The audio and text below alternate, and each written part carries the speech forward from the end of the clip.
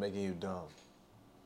Not in the sense of you're actually becoming less intelligent, but you're not using your brain power to produce the results that you're getting out of school, and therefore it is making you dumb. It's just like your bicep. If you don't curl, all you do is bench press, your bicep's not gonna see the benefit. So it's gonna lose its strength, right? Same thought process. Same thought process. Now let's get into it. I know just as good as me, you can have a bunch of schoolwork and get it done in a amount of time that you never thought was possible a couple years ago. So you could do 4 or 5 hours worth of schoolwork in an hour, maybe 30, 45 minutes, depending on how efficient and how fast you are using the software, ChatGPT. But we also all know this, regardless of how much homework you do and how much schoolwork you get done, those little easy grades, that's not gonna save you. There's a test day that's coming. You're gonna have to take the test. And how you perform on the test usually correlates with how much time you spent practicing for the test or how much time you spent studying. But if your best friend was doing all the work for you, how on earth are you getting the repetition and the skills necessary to perform well on this test?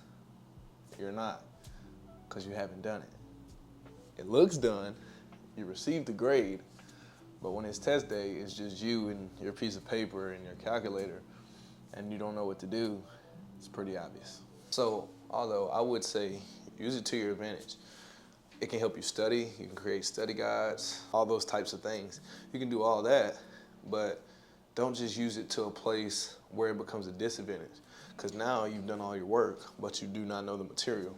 And because you don't know the material, when it's test day, you fail. And we know that those test grades are worth a whole lot more than those little bitty homework grades. So I'm willing to say, I'm not sure, I don't know, don't try this. But I'm willing to say you could fail or not do every homework and make an A on every test and still pass the class. That's just an assumption, I think. Don't try it. I don't recommend it. Now, those couple classes that you have to take every semester, prerequisites just to get stuff out the way so you can move on and get closer to your major, those busy work classes, by all means, man, just let your friend do it. You know what I'm saying? Not your friend, but use proper precaution. Work on it and get some help, is what I'm saying. Because those classes, most of the time you don't really have tests in there. It's just some little things here and there. And you don't really have those exams that you need to study for and be prepared for, like a calculus or physics or chemistry, whatever, biology, whatever it is for you. You don't have to do those types of things in these classes that just busy work, get you by type things. So you can use it to your advantage in those classes, but if you use it too much in these other classes, you will pay the consequences. You will fail your class. So don't do that. Don't let ChatGPT make you dumb. If anything, help it to make you smarter. So those things that you struggle on in these classes, go in there and be like, can you explain this? Or can you do this? Walk me through how to do this certain scenario, whatever it is, and keep using that to hone your skills rather than letting it do everything for you, and therefore your skills are not being honed, used daily, because if you don't use it, you'll lose it. That's a bar.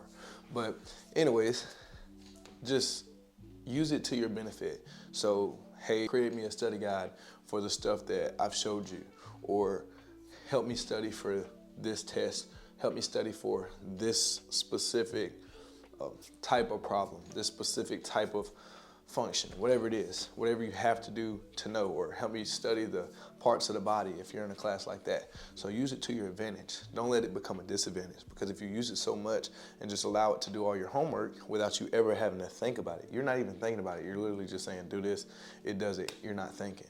But if you think about it, you're working on it, but then you need help, it'll help you. So use it to your advantage. Don't let it make you dumb. Use it, though, to dumb down some hard areas in your class, because let's face it, school gets hard. It's challenging. So you can use it to your advantage in that way. So, moral of the story, bring this down. Don't let it make you dumb. Use it to help you. Let it focus you and not distract you. So don't get caught up in doing everything just quick and easy, but hone your skills, learn your material, and use it to your advantage, because there's no way, no reason that in this day and age we should fail a class.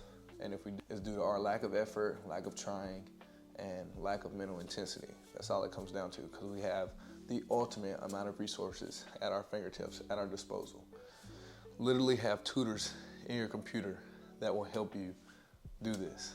There's no need to fail. There's no need to fall behind. Although it's hard to do that. It's hard to have that control, that balance of doing the amount of work that you need to, but also getting help. So it's hard to balance that out. So you just got to be careful with how you use it, and don't let it make you dumb. There is a video here. Subscribe here. If you like these types of videos, subscribe please. Thank you for watching. Until next time, peace.